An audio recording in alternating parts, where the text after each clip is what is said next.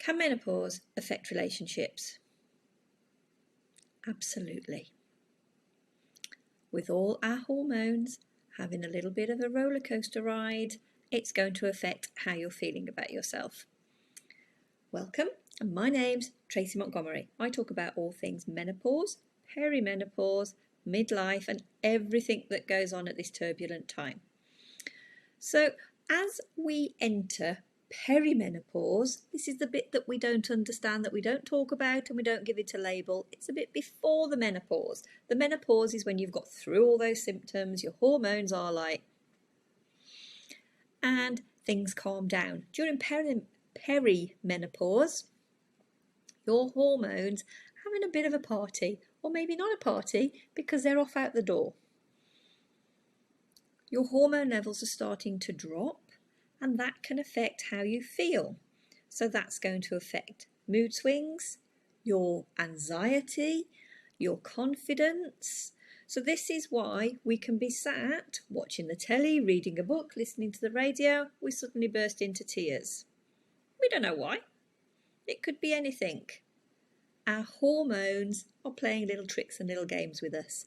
And if we're feeling like this, it can obviously affect those around us.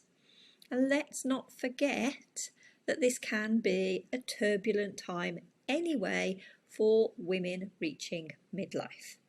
So what's going on? During menopause, our estrogen levels start to decline. Our estrogen levels are directly related to oxytocin levels. These are hormones. Our oxytocin levels are what we call the love or cuddle hormone. So the cuddle hormone is increased when we give birth, so that we fall in love with that little baby as it arrives. During our perimenopause transition, that starts to drop off, and it's regulated by the drop off in estrogen. So therefore, we don't feel as comfortable around our relationships as we used to. There's a lot of other things going on because there are 3 hormones mainly connected with our perimenopause. There's our estrogen, there's our progesterone, we talk about a lot, and then there's testosterone. Now if you're feeling tired, that could be that your testosterone levels are low. Yes, I know it's all about males. No, it isn't. Women have testosterone too. So as our hormone profile starts to change, it's obvious it's going to affect how we feel about ourselves.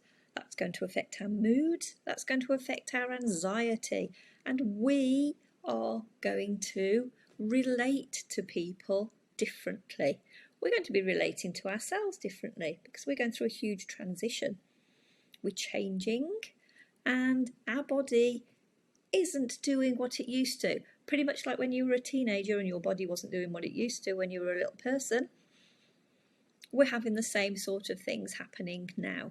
We don't feel the same about each other. We don't feel the same about ourselves. We second guess. Our anxiety levels are going through the roof, and the fact that we don't sleep can be an overlying cause. So it is without a doubt that going through this transitional phase is going to affect your relationships. So let's get a few things straight here. You are changing. You and how you perceive the world is going to be changing. Your anxiety is going up. Your sleep patterns are all over the place. How you feel about yourself is changing. So that is going to affect how you feel about people around you and how your relationships pan out. So don't go through this alone. Talk to somebody, either a friend, a colleague, or a professional. Hope this has helped. Talk to you soon. Bye for now.